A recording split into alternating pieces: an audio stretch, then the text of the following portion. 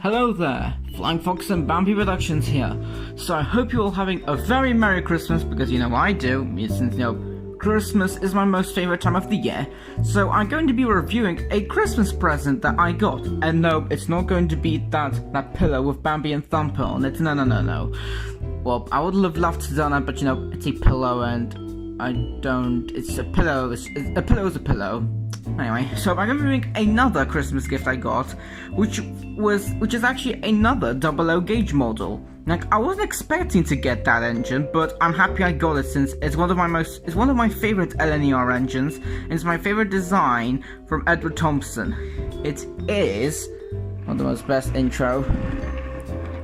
The Bachmann LNER Thompson B1 460. A very beautiful apple green 460 tender engine. Not the most best of these shots, but okay, the camera's now focusing. So okay, I'll just have to move the camera so it'll just be focusing on the engine. Just have to move it like that. So here is my LNER Thompson B1 460 number 1264 by Bachmann. My first ever Bachmann model. And it's one of Bachmann's older models, actually. It's not a new one, unfortunately. It is quite old. It's one of Bachmann's older models, but it's a very stunning all the same. So I'll get into the positives I have about this engine, then we'll get on to some of the drawbacks I have. So let's start with the positives. Positives are always the best part of any review you do.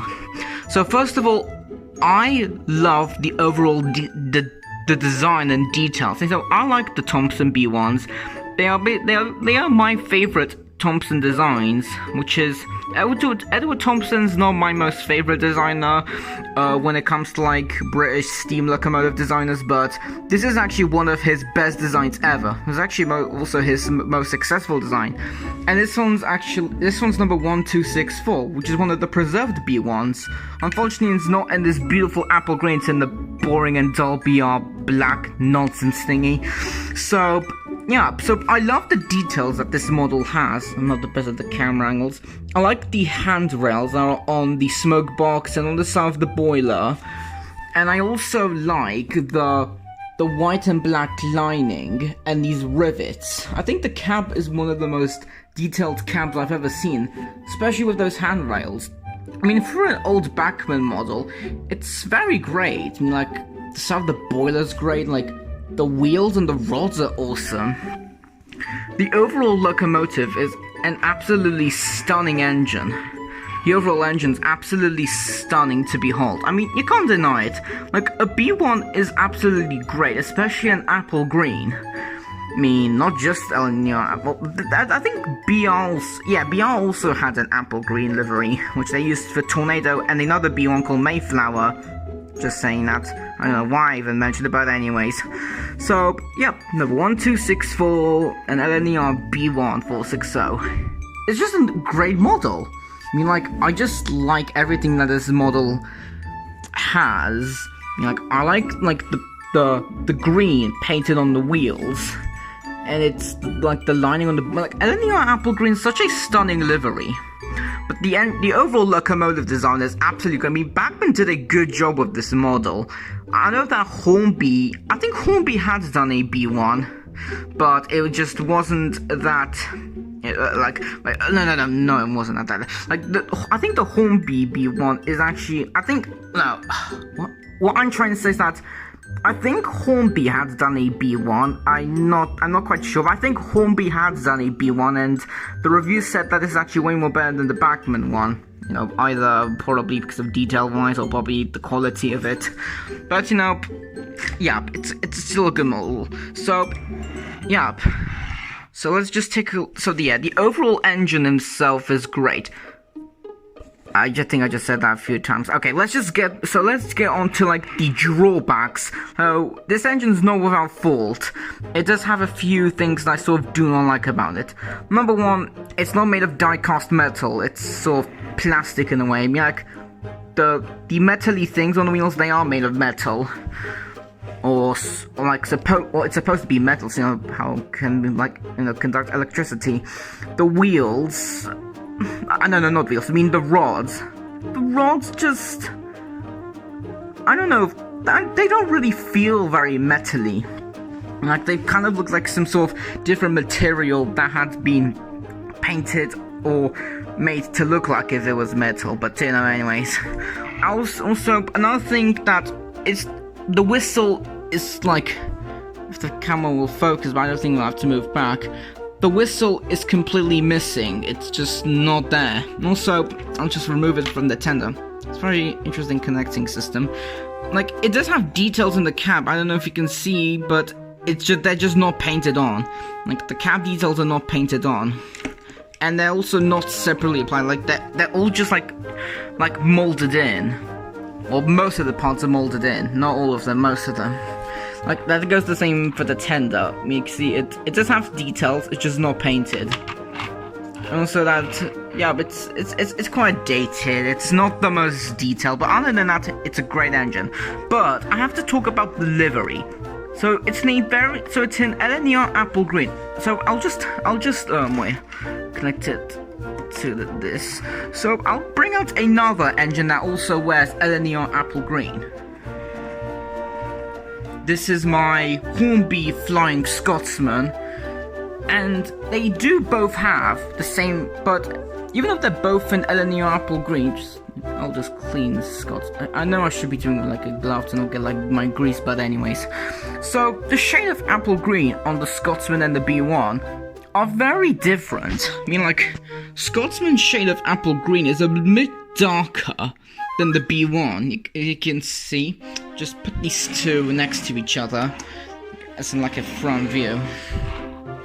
So you can see that the shade of apple green on both these engines are very different. I mean, like the Flying Scotsman's green. I don't know why, but like for some weird odd reason, because my brain just thinks that, and I don't know why my brain thinks that. The green just sort of reminds me of like a bit of like a Grey Western Railway like green.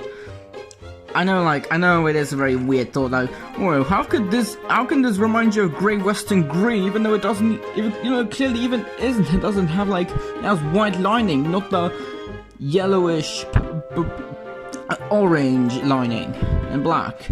Well, that is just my stupid brain. Actually, the apple green on Scotsman more reminds me of like Grey Western green. So I think I much more prefer the apple green on the B1. I think I more prefer the apple green on the B1 in my opinion, because it kind of makes it look more like apple green. I mean, like, what are your thoughts? Do you prefer the color on the B1, or do you prefer the color on Flying Scotsman? Let me know. So yeah, the livery is great, better than Scotsman's. Sorry, Flying Scotsman. But yeah, if I had to rate this model, I'd probably give it like an 8.3 out of 10, because it's a great model. I like the design, I like the I like its paint job, and like the overall detail, but like the only downside is that it's not made of die-cast metal, it's a bit dated, but yeah. And also, before I get this going on a run, before I get this going and test out on the track and then do like a running session, when it arrived, well, it was delivered by Santa, of course. Like, you know, I believe in Santa Claus. So then, like, there were two problems that were sort of in a way broken, but then got fixed, and both of them were actually fixed by me. Well, how surprising! The first time I actually fixed a model. So the first one's that black piece holding the vulture, whatever you want to call it, the valve gear, it was very loose, and then it just like fell off. Poof. Okay, take two. Okay, so this black piece holding the valve gear, it was so loose that just poof went down, and then just, yeah, and then the valve gear just got a bit messed up. So then I had to add a bit of super glue. I don't know if you can see that glue. I needed to add some super glue to stick it into place, and it worked. And the second problem which is still a which is still like a rod or valve gear problem, is that I could do with my bare finger that like this part that connects this rod and that rod, that piece, like it was very bent. So like when it moved around, for some reason, when it moved around, it just kept doing like do do do do do do. So then I found that problem, and then I actually had to hold it in place. I actually hold it with my bare fingers. A bit painful, but it actually did work. I actually need to use like a tool next time. Oh, never mind. But at least it worked though. So yeah, so the engine was all fixed, and there wasn't any other problems from there. So yeah, let's put it on the tracks. Okay, here we are. So I placed the engine on the tracks. And here's my good old controller. So the engine's not the best runner, but I thought, like, since this is a very old Bachmann model, I thought I was gonna have a very loud and worn-out motor, but no, it's actually very quiet. As quiet as like the motors from my Tornado and the Flunk Scotsman. So I'll just set it that way. We'll just make it go backwards for a bit. I'm not the best at these camera angles, but yep, I'll just have to bear with that. Oh, with a jolt. So this engine is like, yeah, so here it goes. A bit smooth, but not as smooth. Okay, let's move it forward.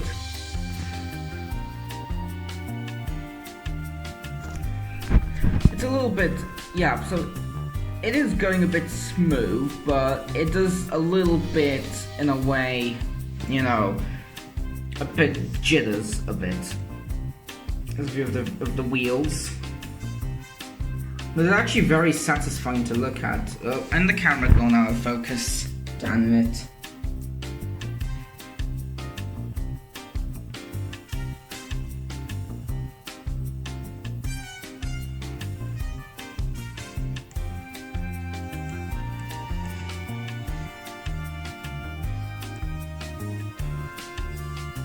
Yeah, so let's move this engine backwards again.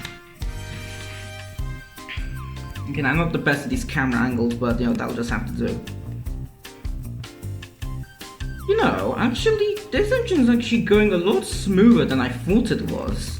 I thought it was gonna cut out at some point, but actually, it's going very smooth. With the show of the wheels and the rods. This is another thing I love about steam engine. Like, looking at these rods is just so satisfying.